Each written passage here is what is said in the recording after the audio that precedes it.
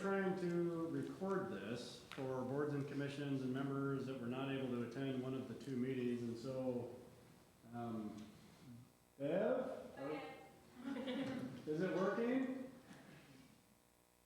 Testing? Go ahead. Oh, okay, I think that means it's working. So I'll give a couple brief introductory remarks, and then I'm going to turn it over to the city attorney. First, I want to thank everybody here for being here. We have 11 boards and commissions. Volunteers are the backbone of this city, and each board and commission is advisory to the city council, and this is really kind of grassroots policy. When boards and commissions consider issues, they make recommendations, they make tweaks, they recommend to the city council on a policy directive in front of the city. And so having you willing to serve on boards and commissions is a great asset to this city. And I think it makes us much stronger than we otherwise would be. So for that, I want to thank each and every one of you for all of the service that you bring to the city. I know it's not easy, especially to come out on some evenings and sacrifice your mornings and or your evenings. So very, very much appreciate that. We do have the presentation you're going to get tonight. I'm not going to go into detail, but I do want to introduce our city attorney. Every city, including Forest Grove, has a city attorney. In this case, we employ Barry Elsner and Hammond, and they represent multiple cities, not just the city of Forest Grove, and they've been representing Forest Grove for a long time, and they do a really, really good job for us. One of the things that they do is they offer training for boards and commissions, and as a board and or commissioner, as you'll hear tonight, you're a public official, and there are certain things that come with that. And so what we want to make sure is that we've done our part to kind of fully educate all of you on what it means to be a board and commissioner. With that, I'm going to be quiet. I have a couple housekeeping things. Restrooms over there, food out there. We do have a city council meeting tonight at 7 o'clock in here. We are going to be having a work session right next door over there. So you might see a city councilor walk behind and get food and come back, and if you do, please don't be alarmed. But with that, I'd like to introduce Ashley Driscoll. Ashley Driscoll is our city attorney, and she's going to introduce her team and then take you through the presentation. So without further ado, thanks again, and I hope you find tonight informative. So thank you. Thanks, Ashley.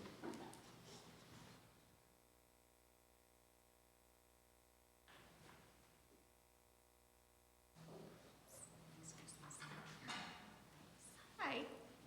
So I'm Ashley Driscoll. As Jesse said, I predominantly am the city attorney. I'm your staff contact at Barry Elsner and Hammond.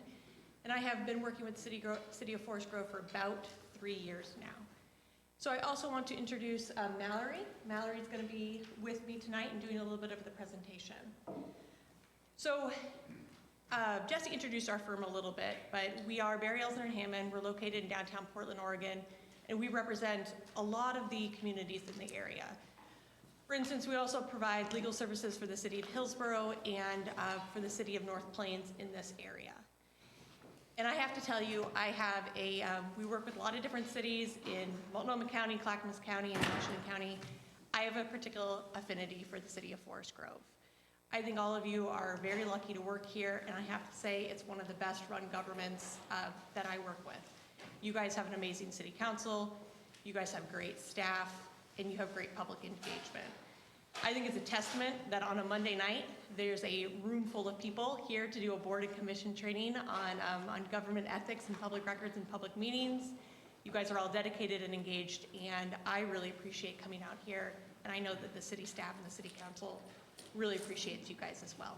So I wanted to start off by just saying thank you and going over a little bit of some housekeeping, and then we'll get right into the presentation. So we're going to be talking about 4 big topics tonight, and I'm going to go over them, and I think it makes the most sense as we go through the topics that we hold questions until the end. So we're going to be talking about government ethics, then we're going to be talking about public meetings, and we're going to talk a little bit about your roles as board and commission members, and then at the end of each one of those topics, I think that's a great time to kind of reflect on what the major topic portion is, any questions that you have before we move on to the next topic. So if that works for you, I have found that works best for me. So one of the other things, you may have noticed, my husband and I are expecting a baby. One of the things that I have found out when you're expecting a baby is that you have to attend a lot of classes, or it's highly advised that you attend a lot of classes. So I've been sitting through a lot of PowerPoint presentations, and I really feel like there's two schools of thought. There's the PowerPoint presentation that has, a good amount of detail on it. It's what I would refer to as a text-heavy PowerPoint. And then there's some PowerPoints that have, just, an image or a couple words, and the presenter fills in the rest. Well, when I go back and review those as I get closer and closer, the PowerPoint slides that say stuff like baby, I have found not so helpful, and the ones that I have found the most helpful are the ones that are a little bit more text-heavy. So you're going to notice through this presentation, my inclination is to put more on the slides in case you ever want to go back and review it than less. I'm not going to be reading the slides verbatim. That information is a lot for you to have and for you to refer to later, but we'll definitely touch on all the different points, and hopefully you'll come away with a full understanding, and when you go back to review, if it ever becomes necessary, you'll have all the information in front of you. So let's jump right in. So I told you a little bit about myself and where I come from. We're going to be in here for about an hour, maybe an hour and 15 minutes. It would be good for me to know, or me and Mallory to know, who you all are. So I'm going to go through the boards and commissions. If you could just raise your hand and let me know, that would be really helpful. So do we have representatives from the budget committee here? Okay. How about community involvement? Okay. Economic development? Library? Okay. Planning? Public safety? Forestry? Okay. Historic landmarks? All right. Parks and Rec? Public arts? And sustainability. Thank you.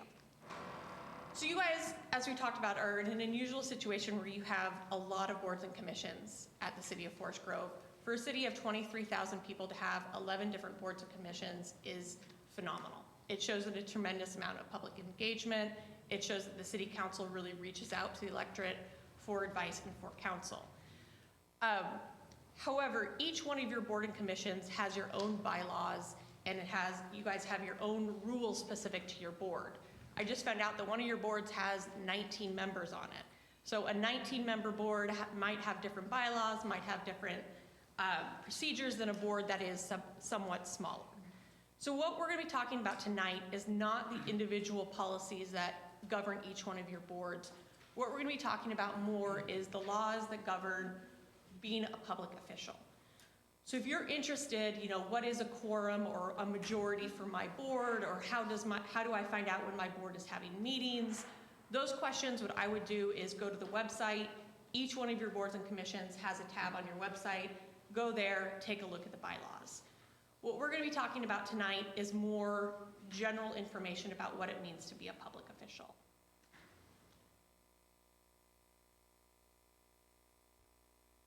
So let's talk about what it means to be a public official.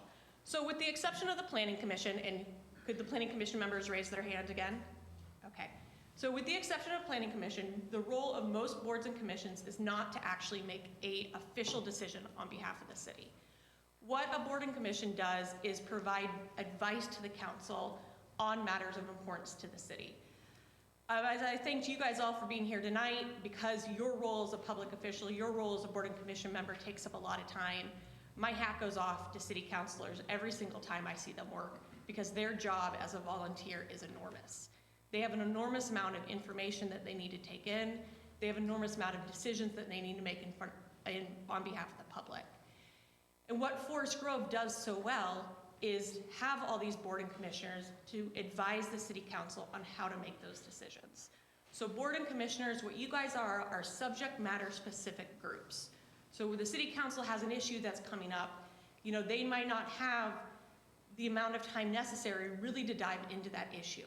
So they'll send that to the board and commission. The board and commission might do a study on that issue, might have particular expertise, and then that board and commission sends a recommendation up to the city council. And the city council takes a look at your recommendation, and a lot of times goes ahead and affirms your recommendation, and your recommendation as a board or commissioner becomes policy on behalf of the city. So although you are not making direct decisions on behalf of the city, especially in a community like Forest Grove, your recommendation to the city council is likely to become policy and is likely to be highly influential to the decision maker. And that's one of the reasons why it is so important for Jesse and so important for the city that you guys are here tonight. Because as such, your roles as board and commissioners carry a lot of responsibility. You are responsible for making policy on behalf of the city of Forest Grove. So, as the slide says, you guys are directly responsible to and directly advising to the city council unless the council has delegated specific responsibility. There are some occasions, the planning commissioners on some occasions do make official decisions on behalf of the city. So this is particularly important to the planning commission members as well.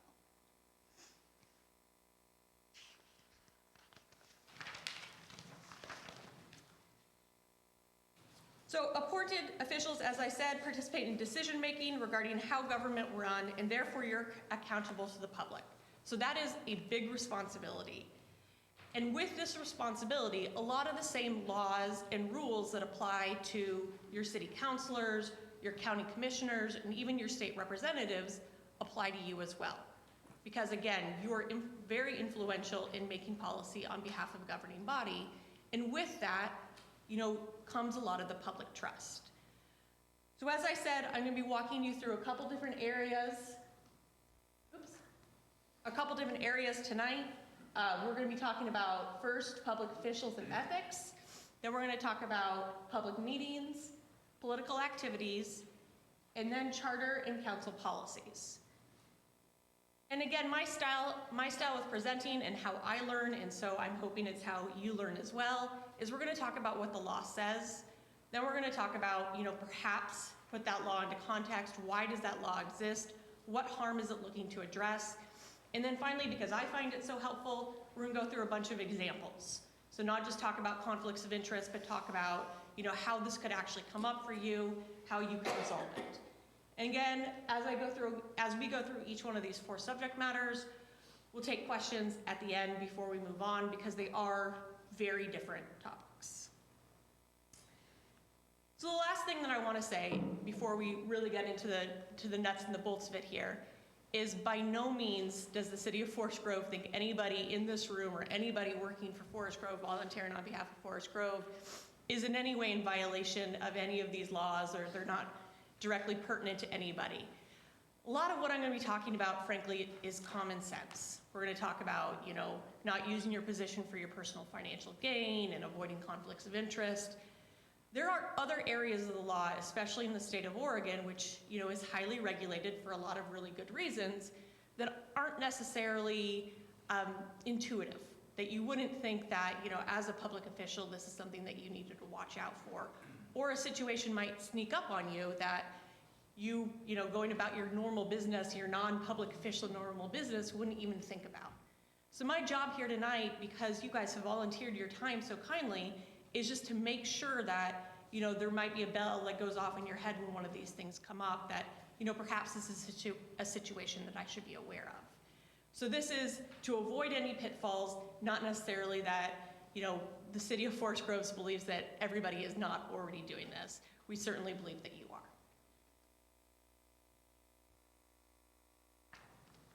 Okay. So the first major topic we're going to talk about is government ethics.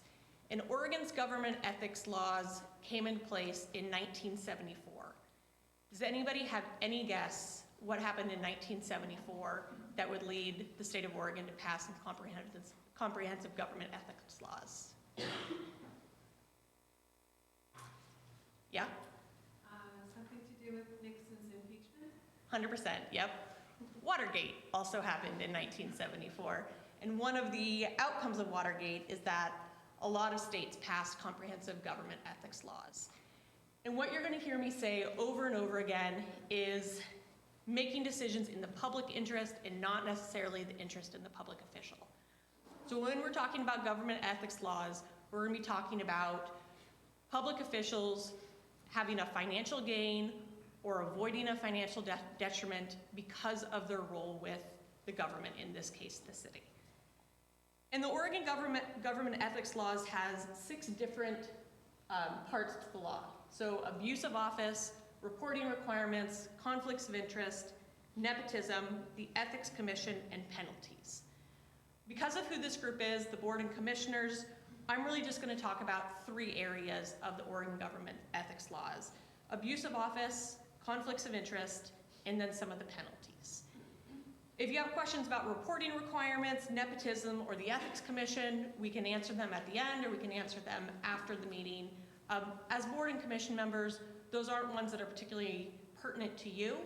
And so if you have a general interest, I would actually love to talk about it. Both Mallory and I are local government geeks, so we would love to have that conversation with you.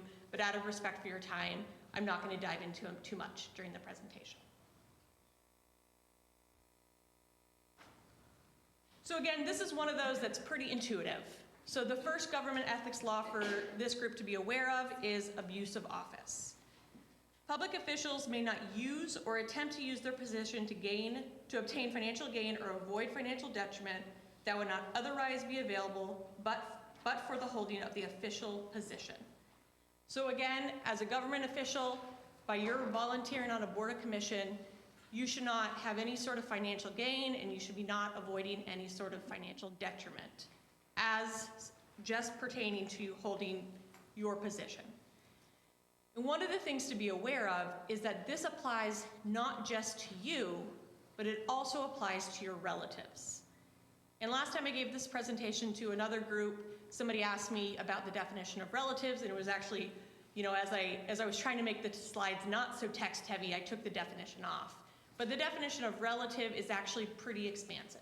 It's not just your nuclear family, it is also, your father and your children and your stepchildren. So it is somebody in a broader sense who is related to you, somebody who lives in your household, is also considered a relative of yours.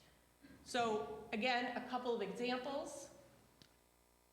So a library committee member using his role on the library committee to lobby the city to award the janitorial contract to his sister. So again, is the government official, the library commission member, promoting his own interest, or is he promoting the interest of the government? We don't know anything about his sister's janitorial business. We have no idea if she's any good at that. So it looks more like he's promoting his sister's financial interest. And because it's his sister and the law applies to his relatives, by entering into this advocacy, this library commission member would be violating the abuse of office provision under the Oregon ethics laws.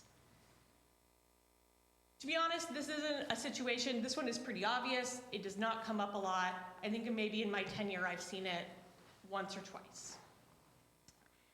This next example, I have seen some sort of variation of it come up quite a few times. And again, this is one of those ones that I would think not necessarily a bell would go off in your head as a board of commissioner member that, hey, this might be an issue, but it is, and I'll explain why. So the second example is members of a park and rec board receive free VIP passes to the local softball tournament valued at $200 from the company organizing the event. Now, when I look at this from the board and commissioner, the person who's volunteering on the board and commission, sometimes it makes sense. Well, I put in a lot of work to get that softball tournament, and if there's extra VIP passes, wouldn't it make sense that one of those extra VIP passes would go to me? Or from the softball company's perspective, these are the people that really worked on this issue, and we want to make sure that they attend our softball tournament, so, we're going to offer some comped passes to the board and commission members. So again, from a layperson coming in, that sounds fine. That happens in the business world all the time. But take a step back. So as a member of the board and commission, you could be asked to review the contract that's going to be referred to city council for final approval for that softball tournament specific to that company. Or the next year, you could be asked to be on the selection committee. What company is going to be what company is going to be holding the softball tournament? And again, there becomes questions about, is is that person offering you that $200 VIP pass going to influence how our government is making decisions? And so in those sort of situations, and again, it comes up time and time again, that accepting that $200 VIP pass would be a violation of the abuse of office because it's accepting a financial benefit that's only being offered to you as a member of a board or commission. So again, I see these things come up. It's not anybody has any ill intent. It's, again, pretty common in the business world, but in local government, where we have the government ethics laws, these are the sort of things that you need to look out for. So abuse of office, it's actually pretty easy to identify. Are you receiving a financial benefit, or are you avoiding a financial detriment solely because of your role with the city? And if the answer to that question is yes, then it's something that you need to be aware of and probably decline.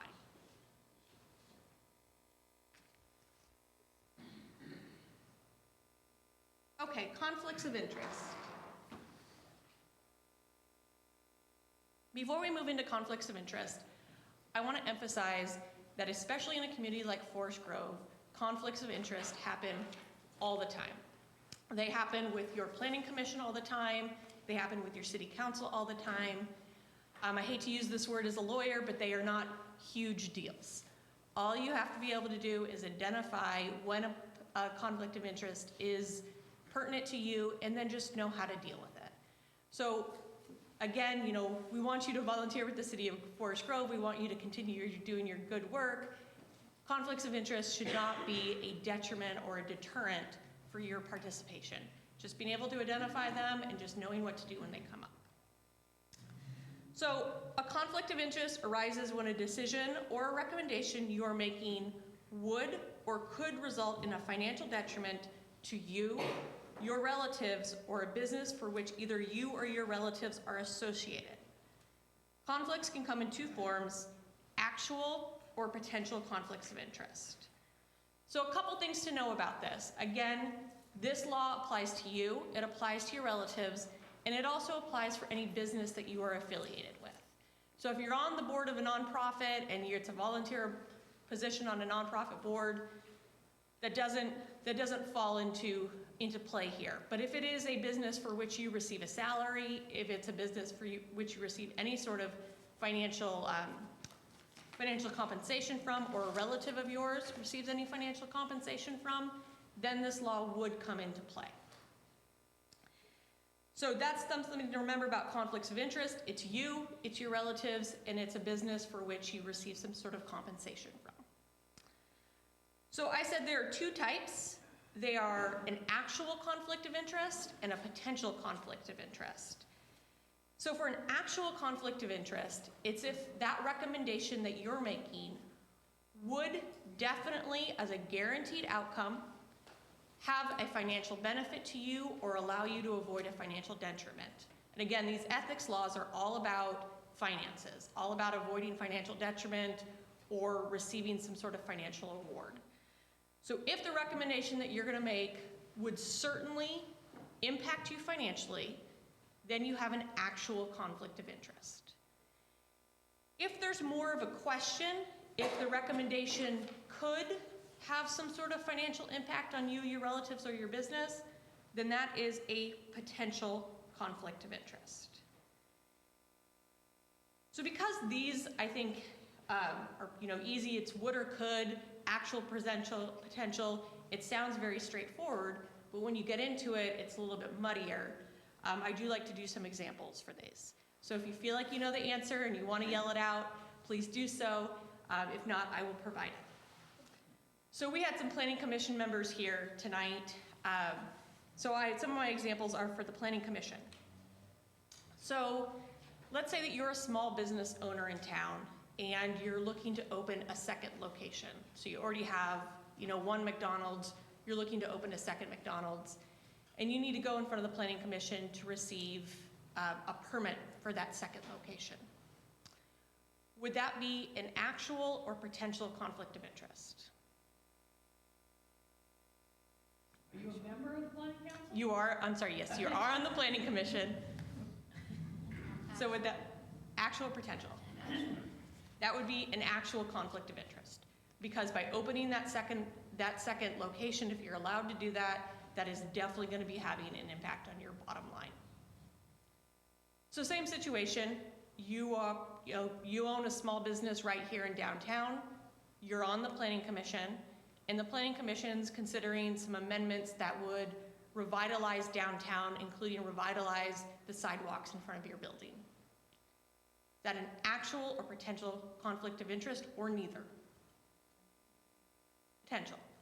And the idea is that, by revitalizing downtown or making the sidewalk in front of your business a more attractive place, that could increase foot traffic and could have an impact on you financially by increasing your sales, your revenue. So for the Parks and Rec Board, I think we had a couple. For some reason, I keep going back to this baseball example.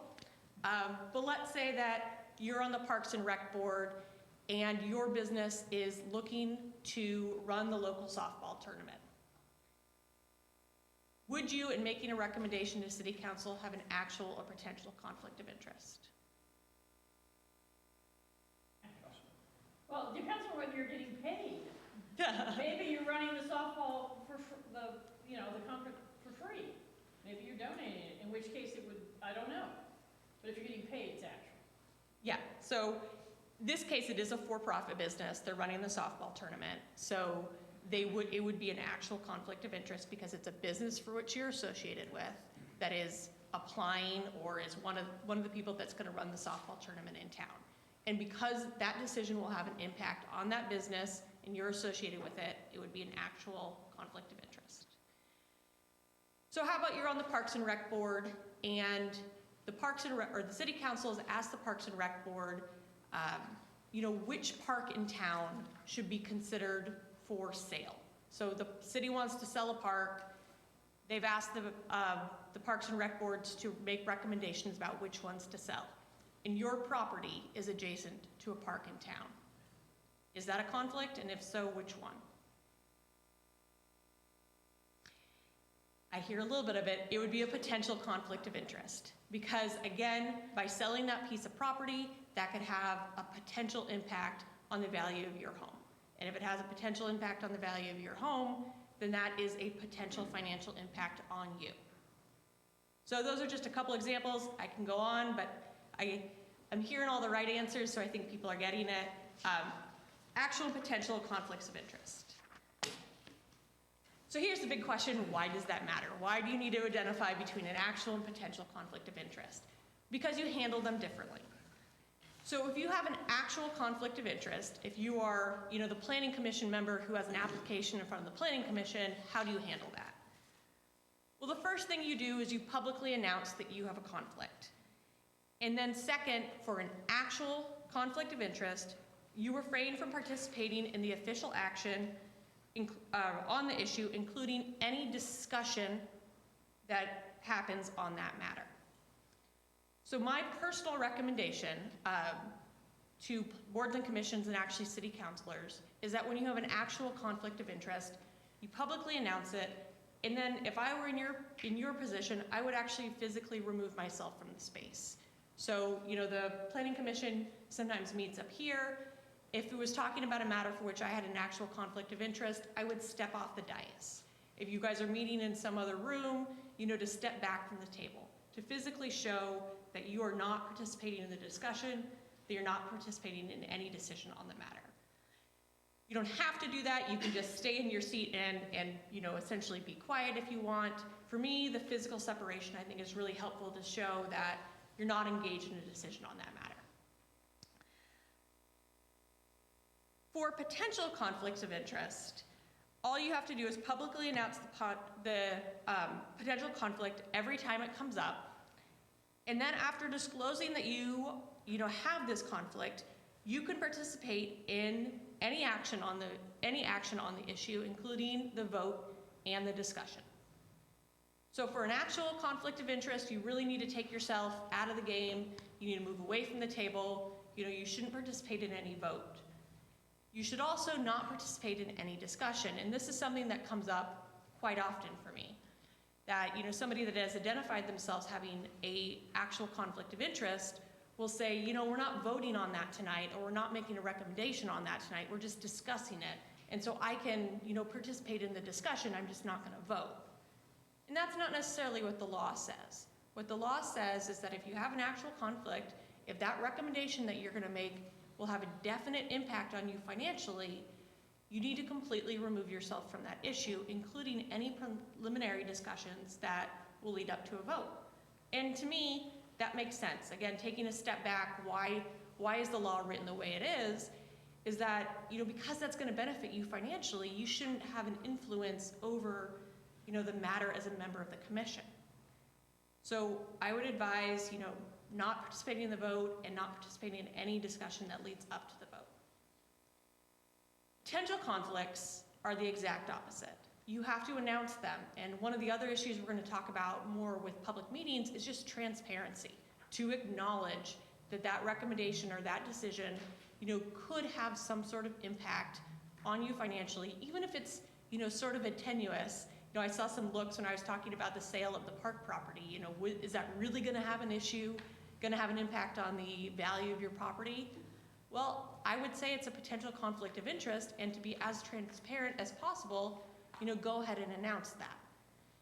Once you've announced that, you've put it out there, you know, it's going to be in the record, the minutes are going to reflect that, then you can go ahead and participate just as you would if you did not have that potential conflict of interest. So with a potential conflict of interest, it's all about transparency, it's all about announcing the conflict, and then going on as you would before and participating in the discussion and the vote. So the bottom line with conflicts is that they're going to happen. You guys live in a very wonderful small community, and you're engaged in the public process. And as part of that, I'm going to assume that a lot of you are business owners or employees of businesses in town, and you also own property in town, or you live in town. So these things are going to happen.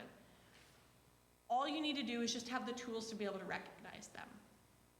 And as these go through, some of you might think that the actual potential conflicts are opaque and difficult to identify. Other of you might think it's pretty easy.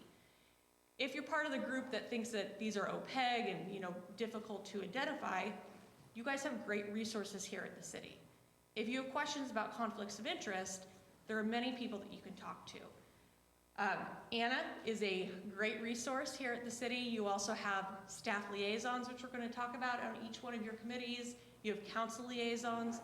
If you have a question about if something's a conflict of interest for you personally, I would say engage your resources. Ask your staff liaison, ask your council liaison, ask city staff. If it is a particularly complicated issue, it will eventually work its way up to the chain, and perhaps me or Mallory would even deal with it as well, but we would get that through the city manager. So again, if it's not clear to you, I apologize. I was hoping to make it clear, but if it is not, just know that you have some resources that you can engage as well. So there are a couple exceptions. So one of them I've already mentioned. The definition of business does not include nonprofits for which you're associated and you receive no compensation. So by sitting on a board of a nonprofit that has an application in front of the city, that's not going to be a conflict for you. Again, these government ethics laws look at your financial benefit or your financial detriment, and by having two different volunteer positions, you're not being impacted financially, so that would not be a conflict of interest. So class exception, and this one is a little bit more difficult. So what the class exception recognizes is that sometimes city officials are going to have to be in a position where they're making recommendations or decisions that are going to impact them financially. The classic example of this is when the city council has to vote on whether or not to increase fees. Well, they're going to vote on an increase in utility fees for the entire city, and as a city councilor, they have to live in the city. So every single one of them is going to have an actual conflict of interest when it comes to utility fees. However, they have that as part of a class. So what the class exception recognizes is that if you're in a group that's big enough, then you're going to be accepted from the conflicts of interest laws. One of the examples I thought for board and commissioners, so if you're on the the Public Safety Commission, and you guys are voting on whether or not the city, or recommending whether or not the city should have a levy for public safety on the next ballot. If they've asked you to look into that and make a recommendation, again, that's going to definitely affect you financially as a citizen of Forest Grove. That's pretty clearly a class exception, and you can go ahead and make your recommendation without having a concern about conflicts of interest. Where it gets a little fuzzier is when the classes get smaller. And there's no hard and fast rule in the state of Oregon about what constitutes a class. So a good example of this, again with the Planning Commission, if you're going to be changing zoning. So you're going to be changing zoning in a residential zone that you live in from, a low density to high density. And that could potentially have a financial impact on you. Could you rely on the class exception to be able to not have a conflict of interest on that matter? Well, to be honest, local government attorneys are going to disagree. That's going to be a time where you want to seek legal advice or seek advice from the city to see if the class size that you are in is big enough to qualify. So my recommendation to you is to err on the side of caution.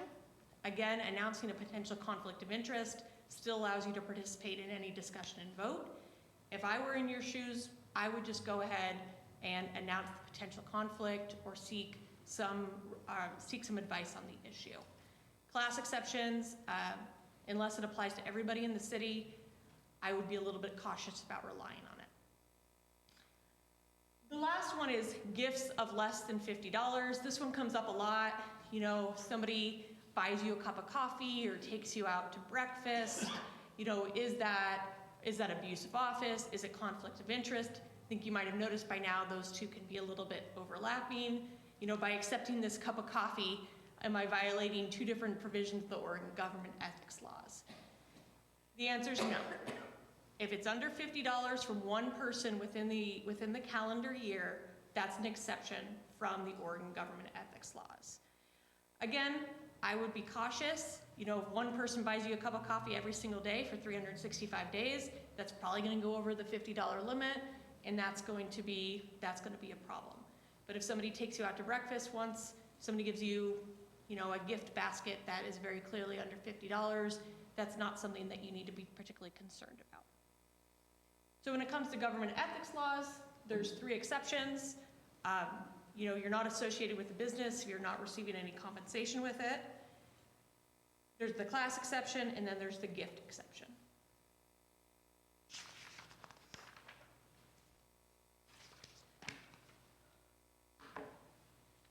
So the Oregon government ethics laws, the last topic we're going to talk about is penalties. So violations of the Oregon government ethics laws have a civil penalty up to $5,000, removal from office. If the public official has benefited from the violation, he or she will be required to forfeit twice the amount of whatever you gained by making that recommendation or decision. And in the rare cases, it would be criminal sanctions.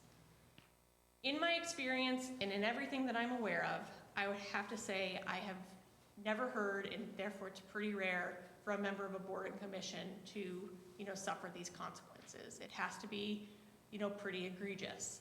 But as members of board and commissions, members, and people who are subject to the law, it is something to be aware of.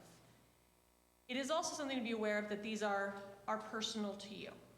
So, although you represent the city on these boards and commissions, it's your decision about these matters. So it's your decision about whether or not something's an actual or potential conflict of interest, or if, accepting a gift at a certain level that appears to be over $50, if that's an abuse of office violation. So 2 things to remember, these do apply to you, and the penalties are personal. So that is the end of what we're going to go over tonight for government ethics. Just to sum it up, just to tie a nice little bow on it, government ethics all have to do with making sure that public officials, which includes everybody in this room, are making recommendations to the city council in the interest of the local government that you represent and not any personal interest. And by personal interest, we're only really talking about avoiding financial detriment or achieving a financial gain. So conflicts of interest, some of the other issues that come up that I didn't really touch on, you know, if an issue has to do with your neighbor and, you know, well, I don't want to vote on that issue because it involves, you know, people that I associate with here in town. They're in my friend group, I'm close to their family, and this decision or recommendation is going to affect them. That could be a conflict in the colloquial sense, but it's not a conflict in the sense that it's going to violate the Oregon government ethics laws. For these laws, we're only talking about financial issues. So before I move on, are there any questions about, oh, Brian, any questions about Oregon government ethics laws? I won't name names or cities, but I've had a situation where I've had a planning commissioner who could have benefited from passage of, I think it was one certain application, who declared that conflict of interest and then came around and spoke against the application at the dais. What is your view on that? Because I feel like conflict of interest piece there is probably pretty clear or somewhat clear, but it might get more into a bias sort of thing where they're on that board and there's 6 other people that they associate with regularly, and somehow their testimony might carry more weight. And just, you know what I'm getting at. I do know what you're getting at. So how I hear what you're saying is that you have somebody who's on a planning commission who has an actual conflict of interest. So that person is still a citizen with a First Amendment right to be able to speak on that issue. If I was advising that person, what I would tell them to do is to step down from the dais and enter the audience.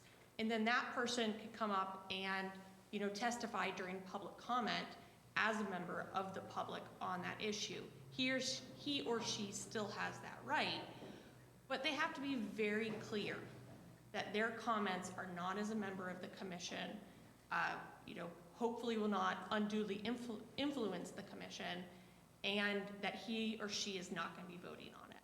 So there is, you know, another issue of bias that doesn't necessarily impact all the boards and commissions, so I'm not going to go into it too much. But Brian has a really good point. You know, if you have an actual conflict of interest, you're still allowed to speak on it. You're just not allowed to speak on it as in your official role as a member. You can join the audience, you can speak as an audience member, but you can't speak as a commissioner on that issue. Did I fully cover that? And does everybody know who Brian is? Community Development Director. So any other questions? Yes. So these only affected if it's financial. Mm-hmm. What if it's kind of a gray area? If so, on the landmarks board, you know, say they were coming to the landmarks board, say my brother had a house in Forest Grove, and he was wanting to put in, you know, do some major changes on his house, which may or may not really be financial. And I know the board, you know, we're pretty careful about, you know, speaking up on that type of thing, but these are strictly financial, where that really is a real gray area, where it's not really financially affecting their house, they're just changing.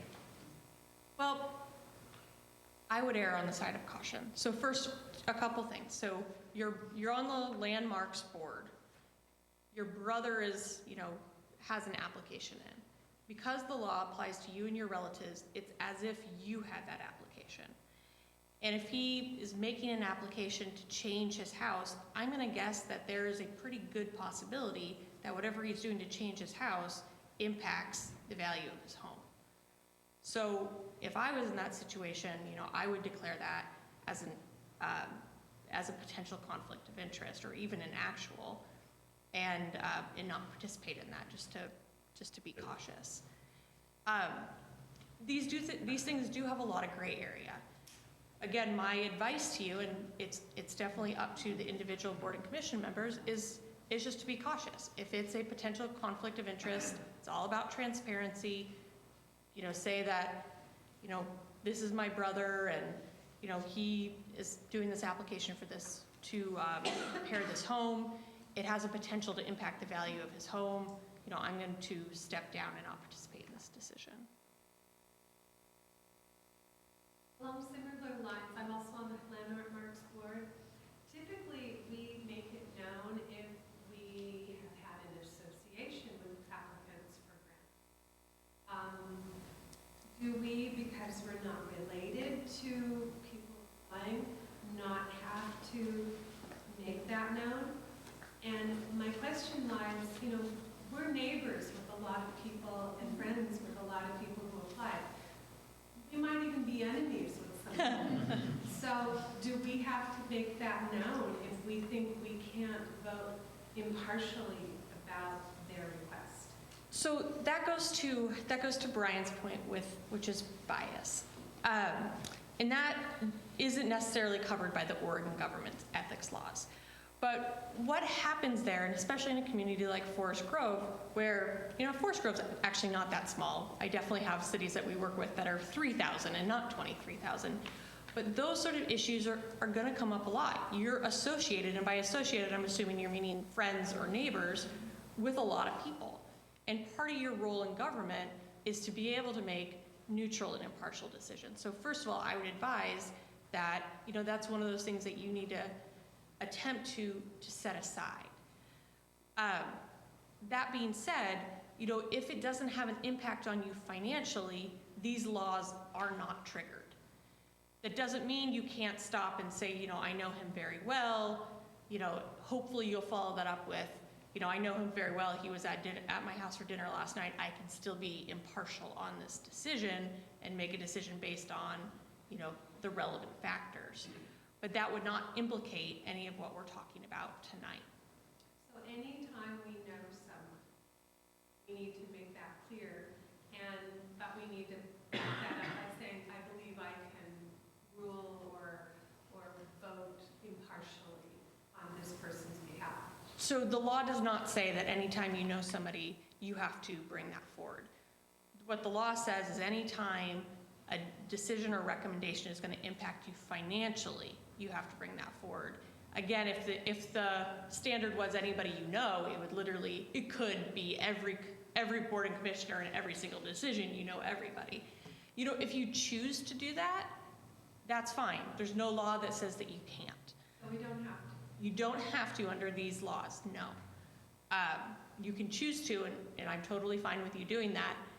It's only when it's going to impact you, your relatives, or your business that you really need to be cautious.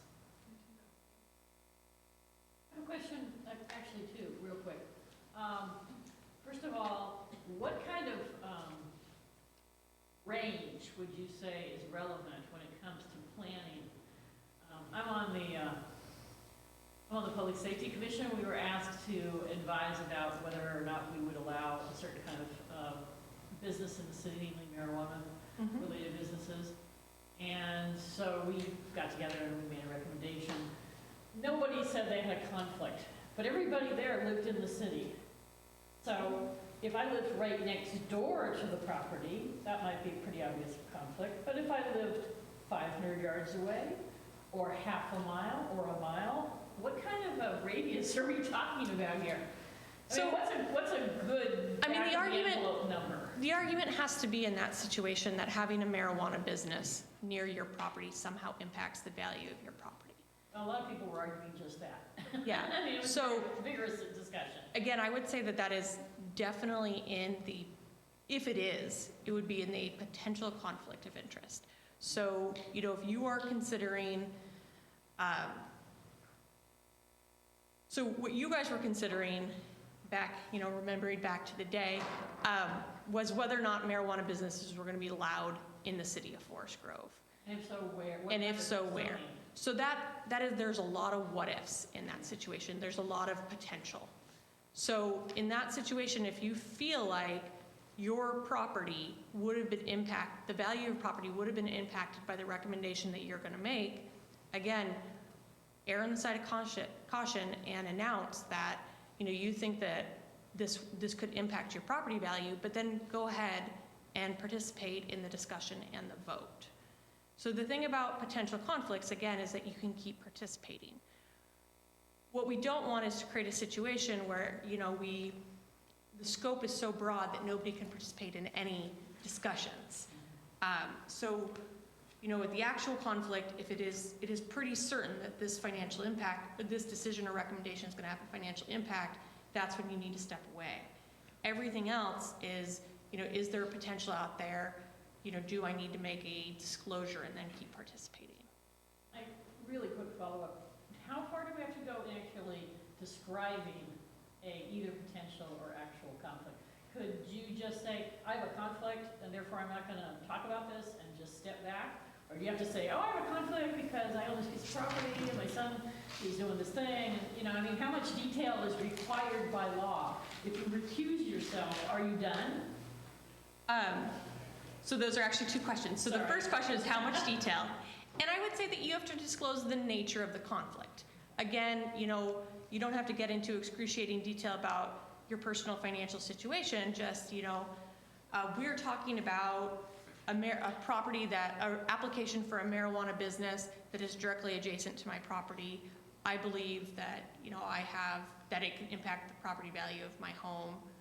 I have a potential conflict of interest. So there's no hard and fast rule. It is a reasonableness standard, but I would say that you have to do more than just announce, that you have a conflict. You have to give some information about what that conflict actually is, because again, you have to actually be being transparent and give enough information,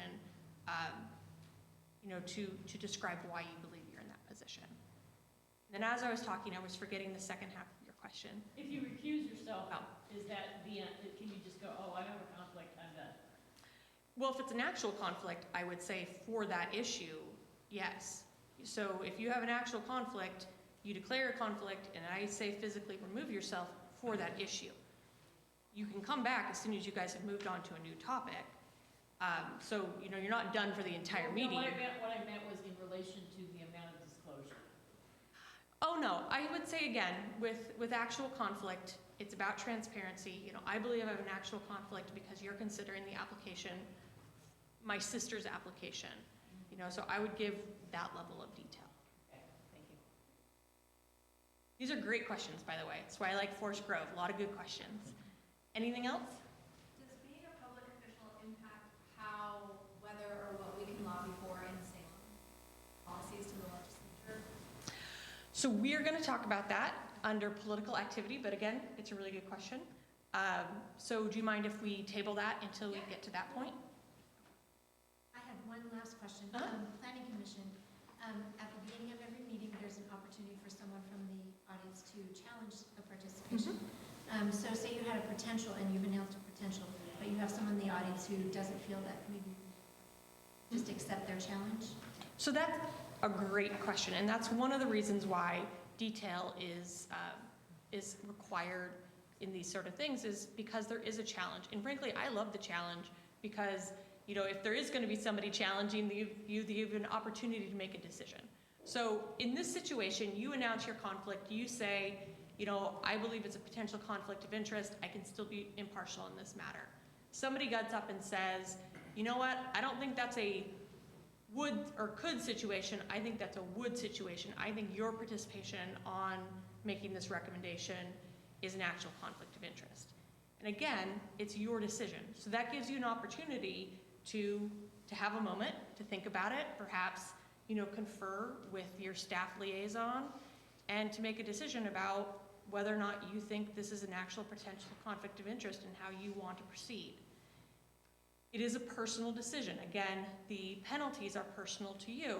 So, even if you ask me my opinion, you don't necessarily have to take it. It's an evaluation that you make yourself. But again, I like the challenge because if you're going to be challenged, it's great to know before you participate in the discussion or recommendation on it. That answer your question?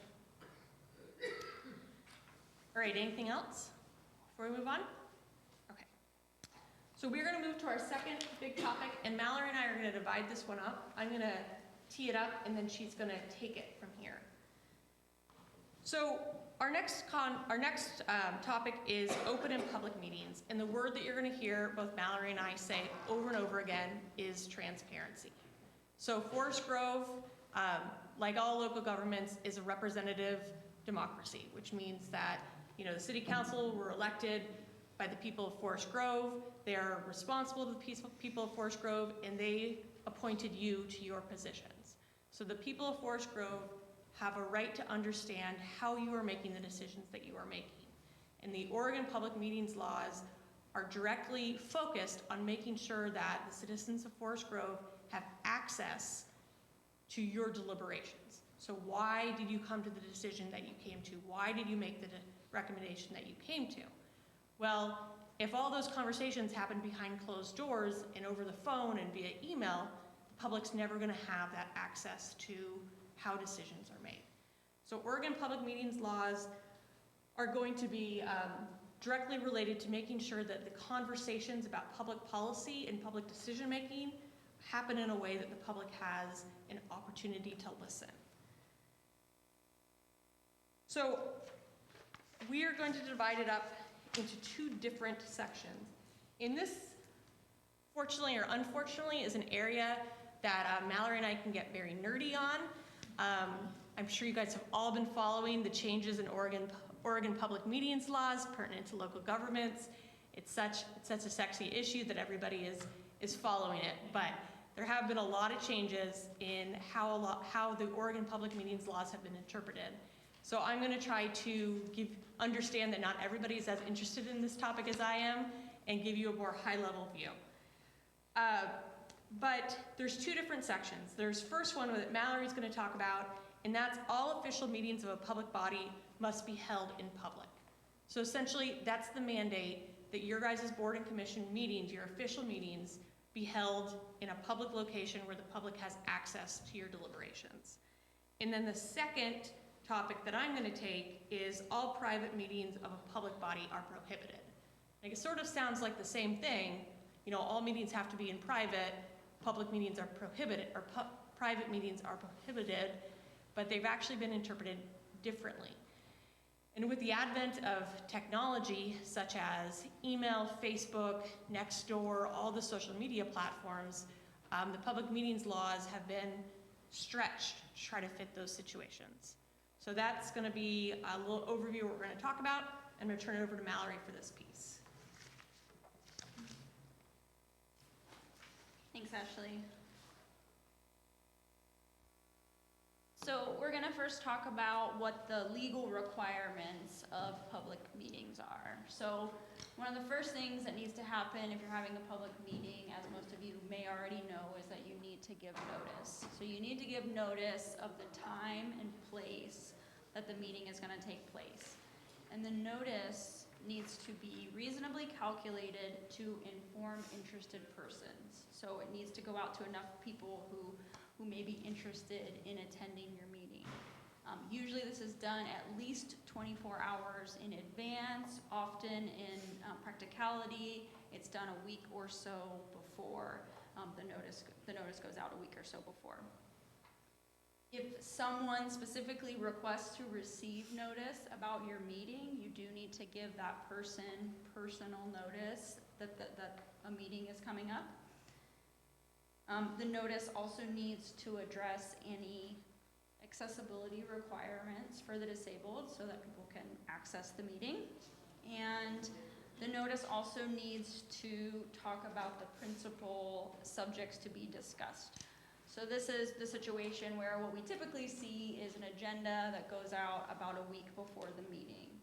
And that agenda needs to identify the topics that you intend to discuss at your meeting. And it needs to be specific enough so that the public can determine if they want to come. Is there an issue? Can I identify from this agenda that there's an issue that I'm interested in and want to come and be a part of the meeting? And so you do want to try to be specific enough and identify the issues that you intend to talk about. However, that being said, you don't have to have the item on the agenda to talk about it. So a situation comes up where, oh shoot, we didn't put this on the agenda. Are we still allowed to talk about it? You are. It's okay. Every item does not need to be on the agenda. Ashley's already talked about it, and I'm gonna also touch on it quite a bit. We're just coming back to the issue of transparency. You don't want it to look like we've intentionally or you've intentionally left some important topic off of the agenda that you expect people are going to be really interested in, and it may be inadvertent. So that's why you just want to do the planning ahead of time to get that agenda out with the topics that you intend to discuss.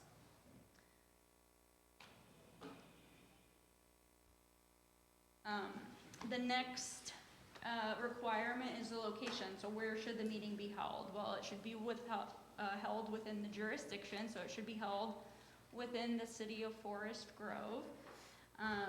Again, we're talking about access, so your community members need to be able to attend the meeting, with a couple of exceptions. So if you're going out of the city to attend some kind of training where no deliberations are going to take place, that's an exception to having to be within the jurisdiction. Or if you're meeting with another governing body. So you've got two different jurisdictions involved, it doesn't have to necessarily take place in Forest Grove in that scenario.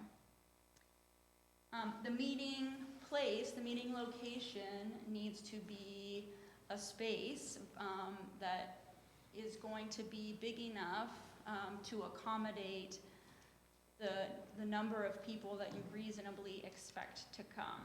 So this can be a tricky one because you don't yet know how many people are interested in a topic. You haven't done any sort of poll or gotten any sort of attendance, so you don't know. But you probably do know that there are topics that have come up in your community that have gotten a lot of attention and that you know a lot of people are going to be interested in and want to attend that meeting.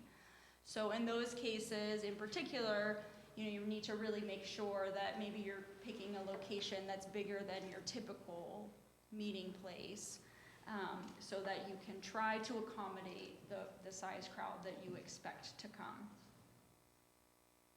The meeting doesn't have to be held in a government building, but it is important that the meeting takes place not anywhere where any sort of discrimination occurs. So you can't have it in a place, for example, that doesn't allow women. So it needs to be accessible to everyone, including disabled persons as well.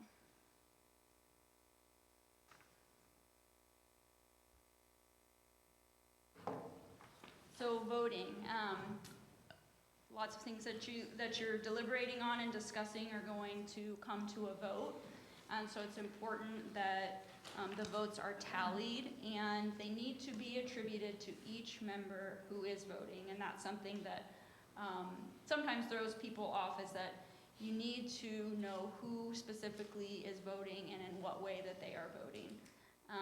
You can use a paper ballot, so you can write down what your vote is, but we need the votes to be attributed to the voting member. So we need to be transparent. Again, it comes back to that issue of transparency about who is voting for what. No secret ballots, so you can't hide your vote. And this is closely related to keeping a record of the meeting. That's something that's going to be important to do at all of your meetings as well. Here in Forest Grove, all of your meetings do need to be recorded in a written record. The law is a little more broad, and so some jurisdictions do an audio or video recording. Some kind of record needs to be maintained, but here specifically, you do need to do that written record. And that would include any records of executive session discussions as well. So what needs to be in the record? So they don't need to be a transcript. You don't need to sit there, or whoever's taking the minutes doesn't need to try to write down or type every single word that is said in the meeting. But you do need to keep a log of who is at the meeting, what items were discussed, what votes occurred and who voted on what. And it needs to also include an overview of the things that you talked about. So again, not a word-for-word transcript of what transpired, but enough information so that somebody could go back and understand the topics that were discussed, whether or not they ended up coming to a vote. And this is helpful for, again, members of the public who want to be engaged, but maybe they can't attend the meeting. They can go and look at the meeting minutes and see what was discussed, see what the results were, even if they weren't able to attend the meeting.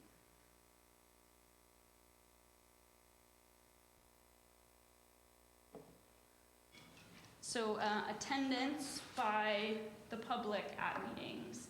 So the public meetings law does not actually guarantee people or the public the right to participate in the meeting. What it does do is it allows for a process for people to have notice of the meeting and to see how their government is working and to observe the deliberations of the public body of any of your groups. That being said, there's always exceptions in all of these things. So there are some scenarios where, aside from the public meetings law, there may be a statute or a local rule or a local law that does grant the public the right to participate. And there are a couple of important exceptions noted up here. Land use hearings, if you're looking to vacate the right-of-way, or increase of fees or charges, which was an example mentioned earlier. Those contexts are ones where the public has a right to be heard, and you need to make sure that that notice goes out, and it should be more than 24 hours so that the public can be aware that that meeting is taking place.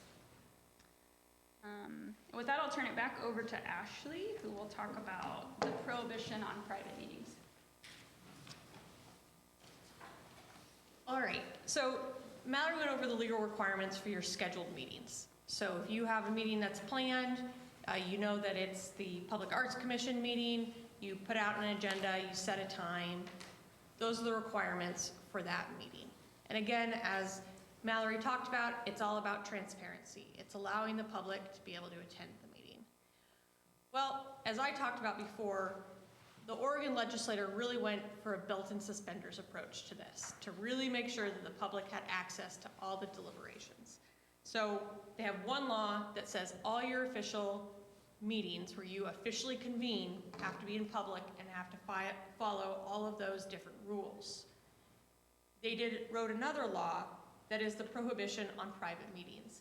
And I tried this last time, I'm going to try it again. Has anybody heard of the Handy decision out of Lane County that recently came up? Yeah. No. Again, it's a lot of the city councilors would be aware of it, but it would be unusual if anybody in the Board of Commissioners. Is this related to the Brown Act in California? I don't think so. Okay. So what the prohibition on public meetings says, what the law says, and again, I'll translate into plain English in a moment, a quorum of governing body may not meet in private for the purpose of deciding on or deliberating towards a decision on any matter except for executive sessions. So what we're talking about is a quorum of governing body may not meet in private to discuss or to decide or deliberate towards a decision. So of course, because it's a law, we have a definition of a decision. And a decision is any determination, action, vote, or final disposition upon a motion, proposal, resolution, order, ordinance, or measure on which a vote of a governing body is required and at any meeting of which a quorum is present. So essentially, I've translated it into plain English. If more than a majority of your commission meets outside an official public meeting and you are discussing a matter that you also discuss and vote on in your role as a commissioner, that is a public meeting violation. So if you have a 5-member board of the Historic Landmarks Commission and 3 of you run into each other at the supermarket and you start talking about something that you're later going to vote on in a public meeting, that is a violation of the prohibition on private meetings. And again, taking a step back, why does this exist? Well, you are a voting majority.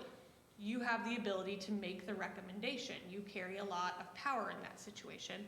And if you're having a discussion about how you're going to vote, you're talking about public policy in a way that the public doesn't have access to your conversation. So then later, 2 days later, you attend the official public meeting, and because you've already had the conversation offline, you just go ahead and vote. And the public doesn't have any access to why you made the decision that you did. They're cut out of the deliberation process. So that essentially, we're going to talk a little bit more about it, but that's essentially the prohibition on private meetings. It's when a majority of your commission meets outside an official meeting and you are talking about something that you're later going to vote on. So for the city council, this is pretty difficult. Anytime a quorum of the city council meets outside of a public meeting and start talking about anything that's city related generally, that could be a public meetings violation.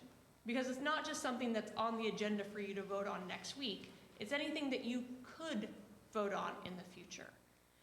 For boards and commission members, your subject matter is a lot more narrow. So, if you're on the Arts Commission, go ahead and talk about the Parks and Rec issues. Go ahead and talk about, Planning Commission issues. What you need to be cognizant of is your subject matter specifically. So if you look around and you see, 5 of 7 members of your board and you're talking about the subject matter of your board or commission, that's a situation where you might want to step away from that conversation or change the conversation to something else. Do you mind if we hold questions till the end? Sure. So, especially in a community like Forest Grove, I get a lot of questions about social gatherings. And again, let's take a step back. It's a smallish community. Again, 23,000 is not that small, but it is a small community. And you guys are all publicly engaged citizens with a particular interest. I'm going to go ahead and guess that maybe you see each other in a social situation too. Maybe you guys, are at the same Christmas party or at your child's soccer game. Are you asking me if you cannot talk to each other when you guys are at these social gatherings? And clearly the answer is no. Clearly the answer is yes, you may speak to each other.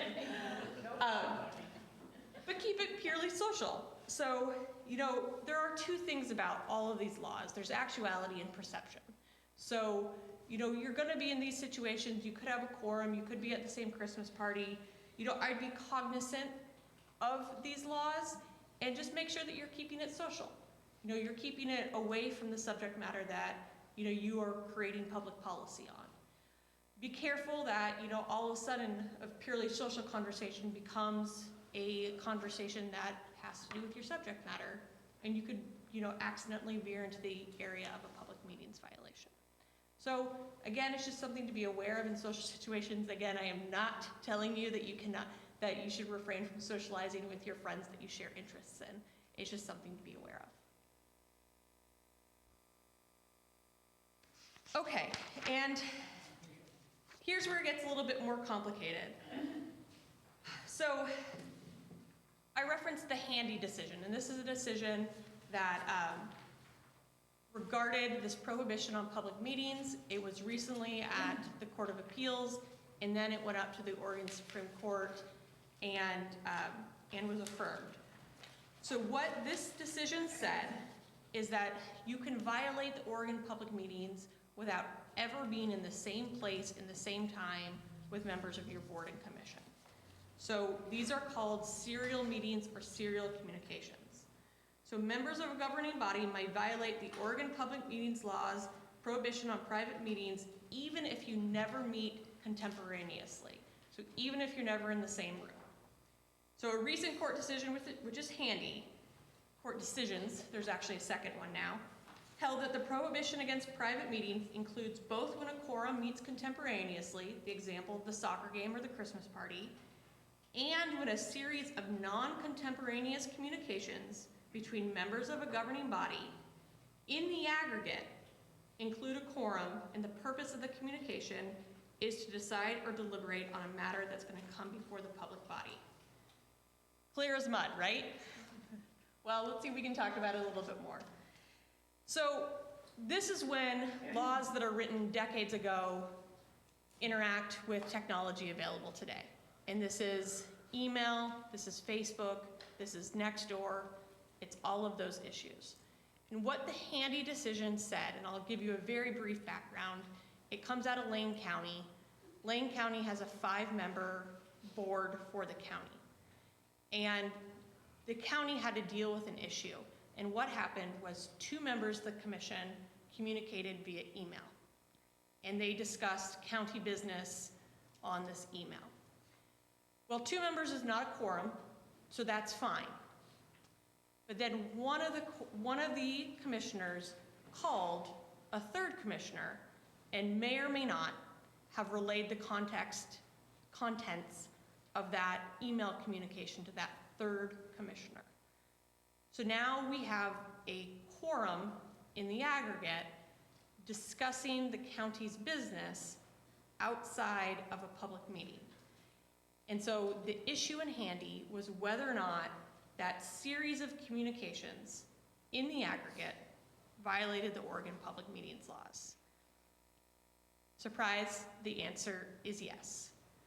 So a string of communications between a board and commissioners, if it is on the subject matter of your commission, and if it involves a quorum, can violate the Oregon Public Meetings laws.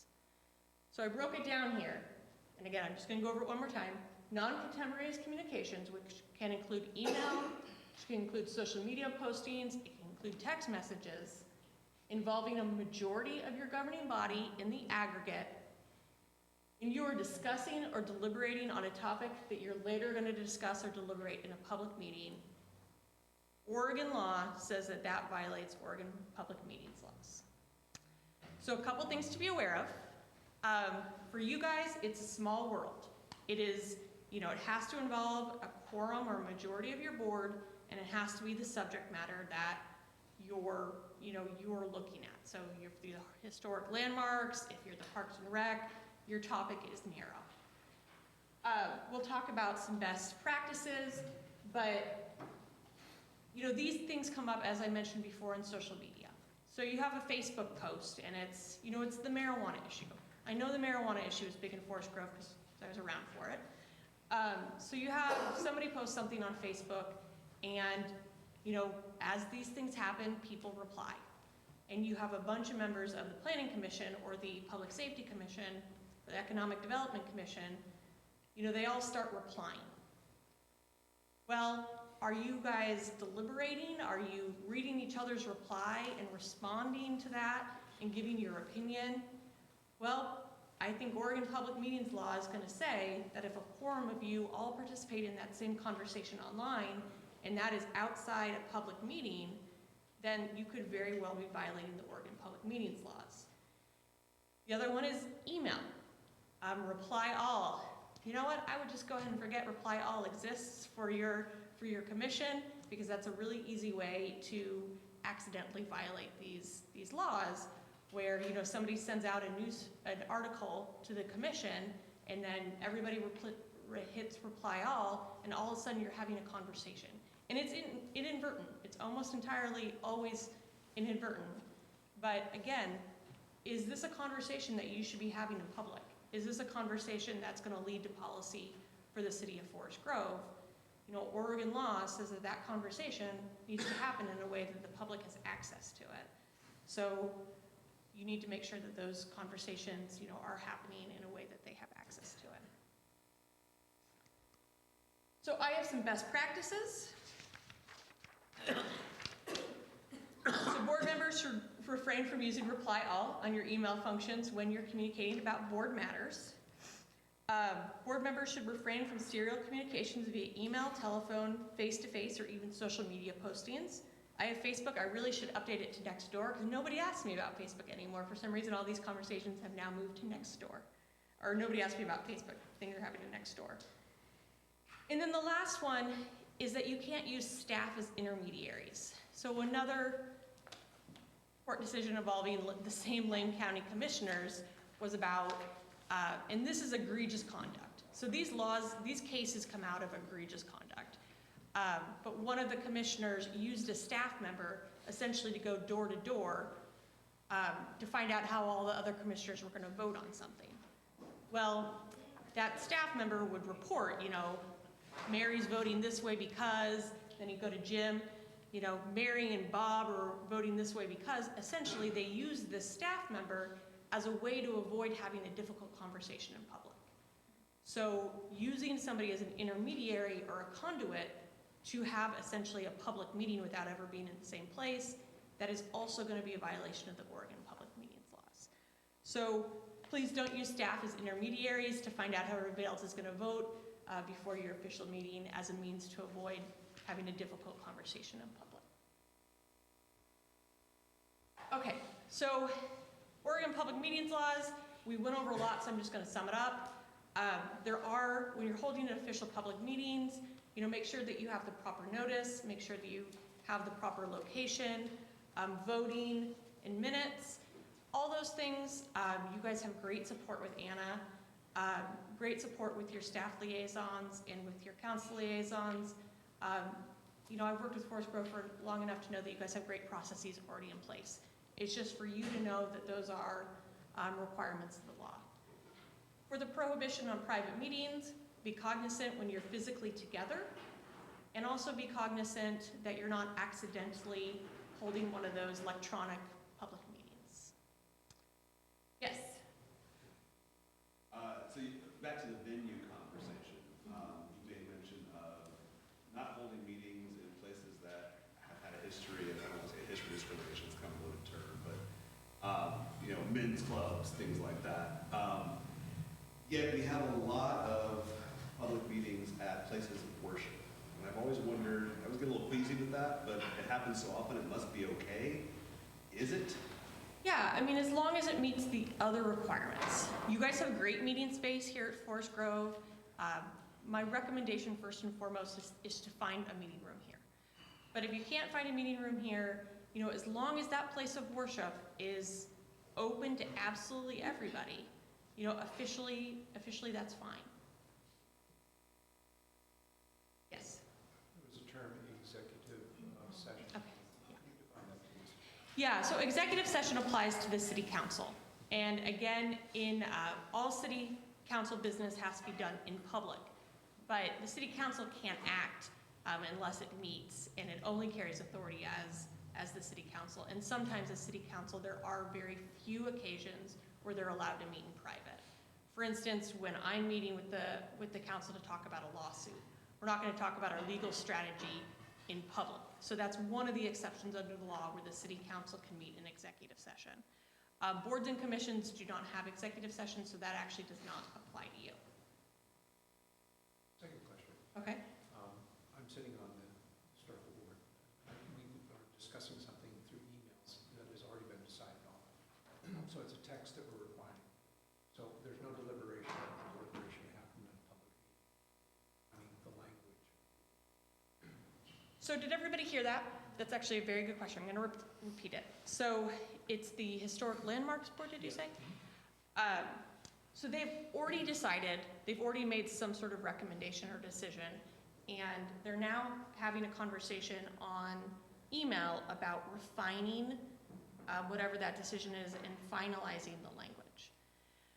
So the law says that you have to be deciding or deliberating on something that you are required to vote on. So in that situation, if you could ever have to vote on that language again to be able to make your official recommendation to the council, I would say that should probably happen in public. So my advice was that conversation should be at a public meeting. There are some gray areas, and I saw a lot of hands come up, so maybe this is coming up later, but there are things that you don't have to vote on, you're not required to vote on.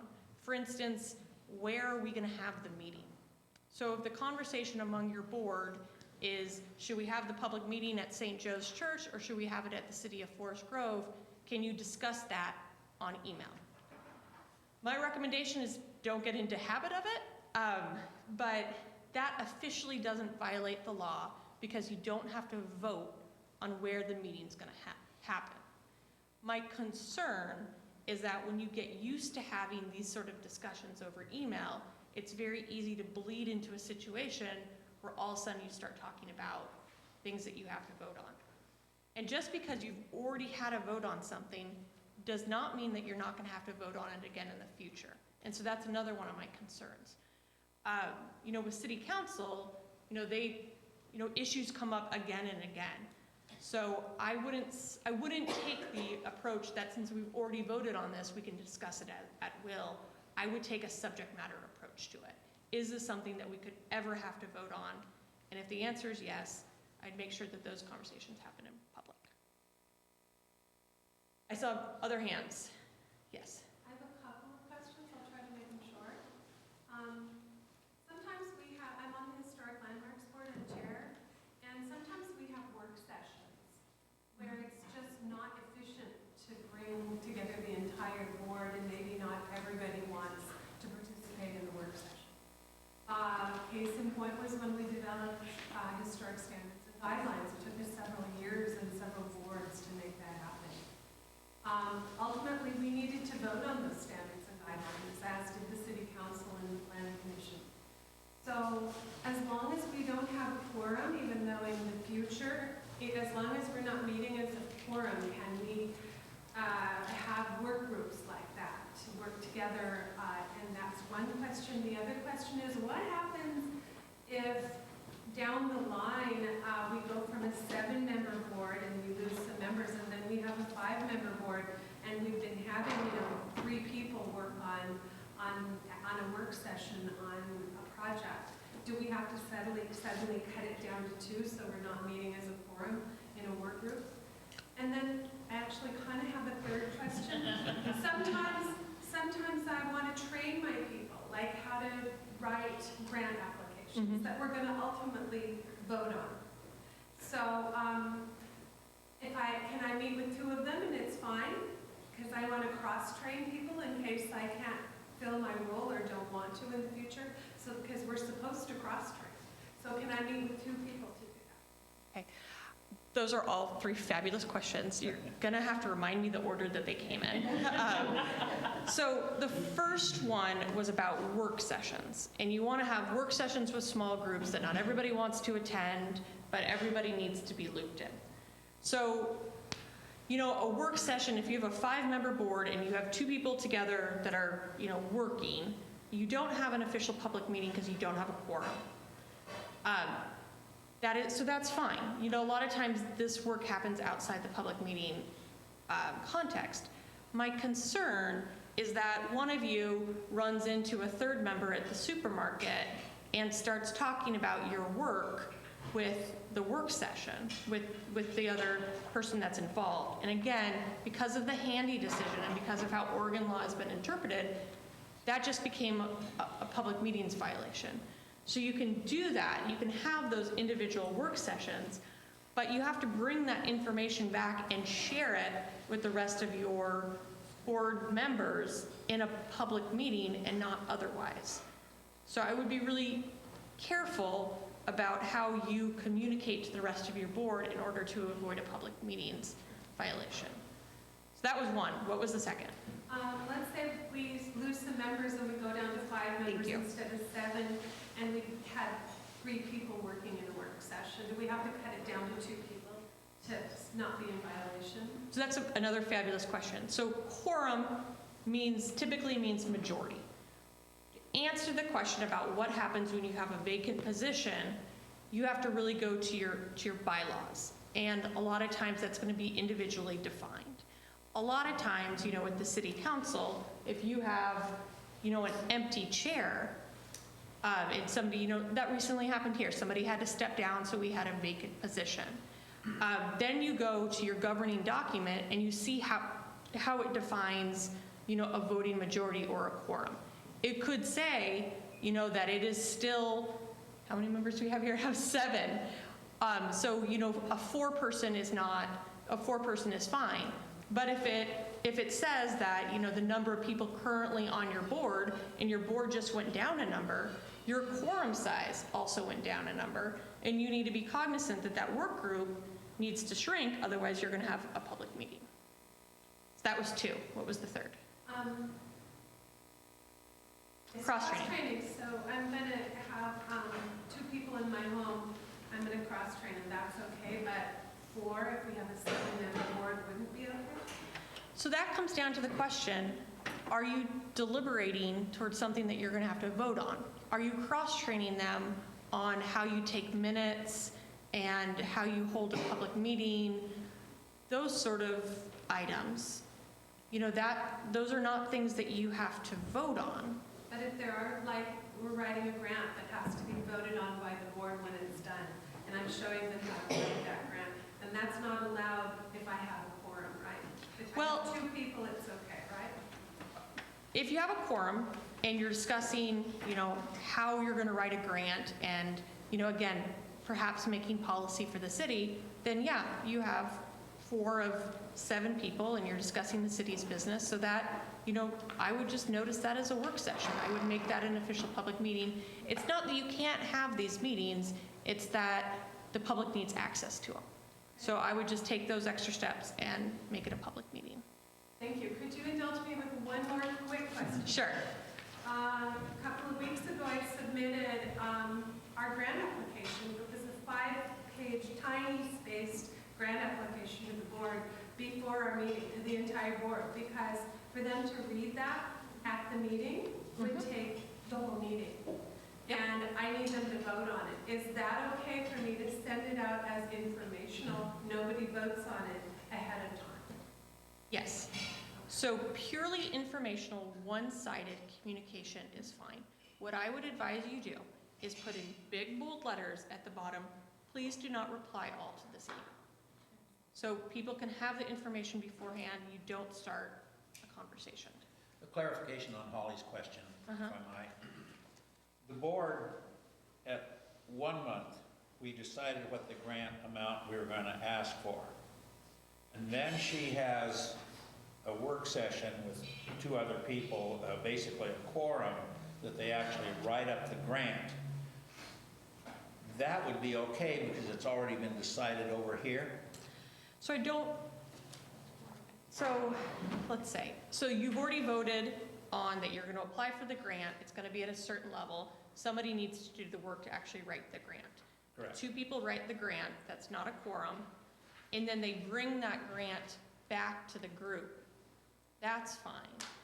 But if conversations happen there, you start deliberating on the grant, you start talking about the grant with those 2 people, and then those 2 people share it, those deliberations with other members, then you're going to have a public meeting. It's already, the amount's already been decided over here. But it's the same question that we had earlier too. You know, again, I would take a subject matter approach rather than a decision approach. You know, could you have to revisit that issue at a later time? Could a wrench be thrown in the process and you later have to revise what you're asking for? You know, you could potentially have to vote on your recommendation again. So I would be cognizant that that is something that could lead to a public meetings violation. Okay? I did have one other kind of a question, Okay. especially that executive session. And I can't remember the specific details, but about a year ago in the News Times, I think it was the school budget committee, but it may have been somebody else even. There was an article in the News Times that said they had an executive session or a work session or something and made a bunch of decisions and then brought it to the public meeting to have the vote on it. And this was like a budget committee of some kind. Was that kind of thing permissible? So that is not particularly pertinent to this group because you don't have executive sessions. Because I can't help myself, I'm going to answer it. So executive sessions, you're not supposed to make official decisions. You can come to consensus, and then you have to come out into the public and make the decision. So I'm going to assume, I don't know the situation you're talking about, but I'm going to assume that's what happened. But again, because this group doesn't have executive sessions and I'm watching the time, I'm going to move on. These are great questions. We'll hang out afterwards, so if we didn't cover anything, we will gladly talk your ear off about it in a little bit. All right, so moving on to the last one is political activity. So under Oregon law, appointed officials may not promote or oppose election petition, candidates, or measures while acting in your official capacity. So one thing I want you to recognize is that appointed officials are treated very different than elected officials when it comes to political activity. Elected officials, when acting as elected officials, are political animals.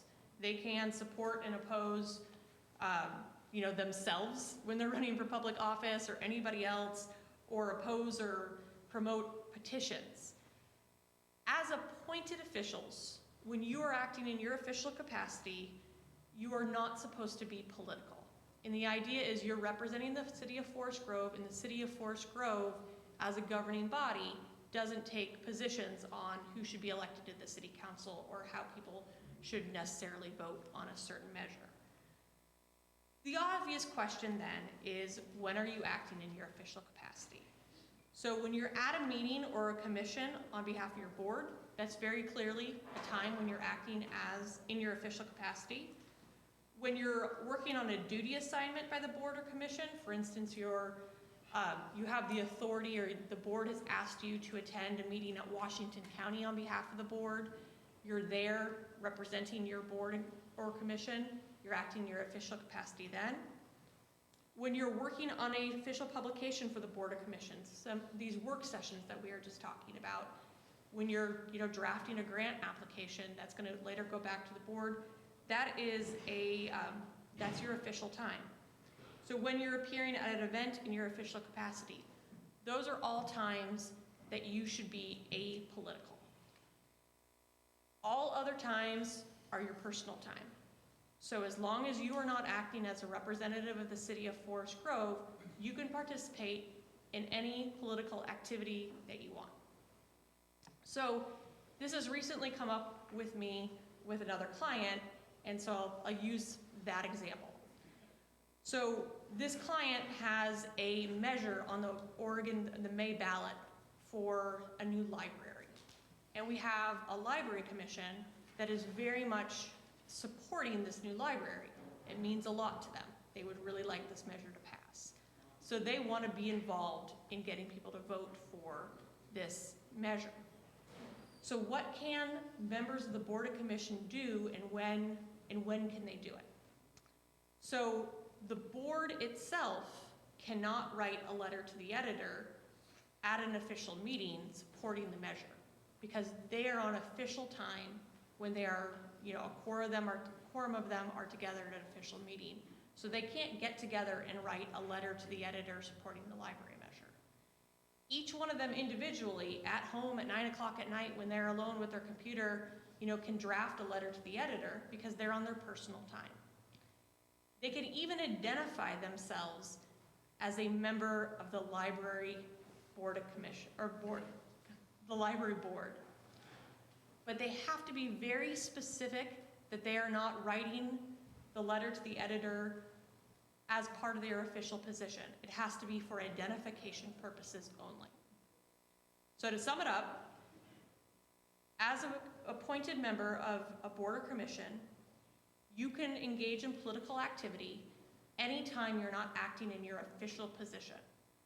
You can even identify yourself as a member of the Forest Grove Public Safety Commission for identification purposes only.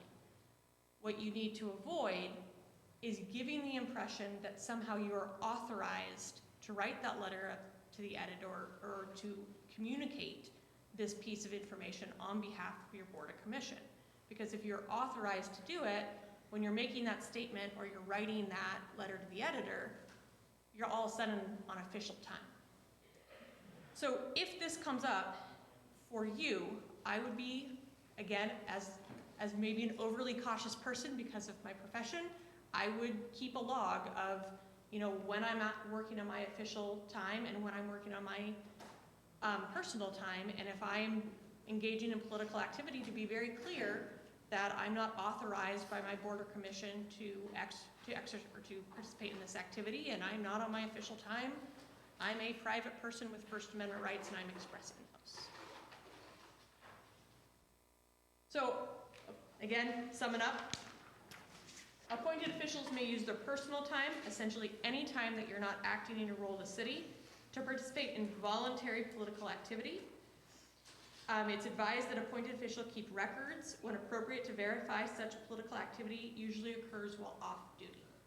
So again, as appointed officials, there's actually very little time that you're restricted in what you can do politically, but just be on notice and be careful that when you're at those meetings, you are a neutral body. As soon as you go home, you have your First Amendment rights and you can act as you choose.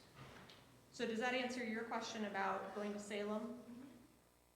As long as you're not going as a representative of your board and commission, you can go ahead and say what you want to say. No, but the identification piece is helpful to know. And again, I would be pretty careful. If I was writing a letter to the editor, I would say, Ashley Driscoll, library board member, paren, for identification purposes only, not authorized to represent, something to that effect. So the example I already pretty much went over. During a commission meeting, members of the Public Safety Committee cannot craft a letter to the editor in support of an upcoming levy. Individual members of the commission, while not at the meeting, may write that very same letter and be totally fine. That's political activity. Any questions about political activity? So we'll move on to our last chapter of this evening, and that is City of Forest Grove Charter and Council Policies. So I mentioned before that you guys have 11 boards and commissions that range in sizes and subject matters. Each one of you has a different attendance requirement. We talked a lot about quorums tonight and what officially is a public meeting or is not a public meeting. Attendance is important. So if you have a board of 9 members and only 4 show up, those 4 that show up, can't vote on anything unless you're there. So attendance is very important. So I would advise you to find out what the attendance policy is for your board and commission. Again, we want government to function smoothly and efficiently. And if you're not able to show up for those meetings, decisions can't be made. So I would advise you to take a look at what your attendance policy is and to go ahead and follow it. So each board and commission should also have a staff liaison. The role of the staff liaison is to help with, first of all, to bring expertise. So your staff liaison, Brian, I believe you're the staff liaison to the Planning Commission? Yep. So as the community development director, he brings the city's wealth of knowledge about everything related to land use in the city, and he can help guide that commission. He also helps with all the things that we've talked about tonight. He should be, if you have a question about government ethics or political activity, conflicts of interest, he's a great resource for you to use. If you're on one of the boards or commission for which I'm the staff liaison. Brian is not going to be thrilled that he attended tonight's meeting, but I see we have Colleen. I'm sure Colleen is the staff liaison for the Library Commission. Again, her role is to bring her wealth of knowledge about what's going on to the library to help the volunteer committee make decisions. Typically, staff liaison positions are non-voting members, so again, check your bylaws, but their role, again, is just to help the committee come to an informed decision. They also bring back desires of the board and commission to the staff or council. So again, they draft communicator, they are communication for both ways, and they're involved in special projects. Council liaison position fulfills a pretty similar function. So usually they're non-voting members of the board and commission. They're there to reflect the collective goals of council. They're there to represent your voice at council when you're not there. Again, they are also a really great resource for questions, project-specific questions, government-specific questions. They, because they're actually making decisions on behalf of the city, these things that we've talked about tonight, are pretty well ingrained in staff. So if you have questions about, anything that we talked about tonight, again, your staff liaison position is a great resource, and definitely your council liaison position is as well. I would say that is sort of your chain of command. So as appointed members, when you have questions, the most appropriate people to ask are your staff and your council liaison. I'll tell you that those questions, when they're pretty meaty, get filtered up to our office, but those questions usually come from staff. What they have asked us to do here tonight is to make sure that you all, because you very generously donate your time to the city, are aware of sort of red flags and again, some of the pitfalls, so you can avoid them. So I hope tonight gave you a pretty good understanding of some of the laws and rules that, govern your position with the city, and you understand maybe a little bit why they're in place and how to navigate. So what time do we? Okay, so thanks for your attention tonight. Mallory and I will stay if you have any other questions. Thank you, great questions.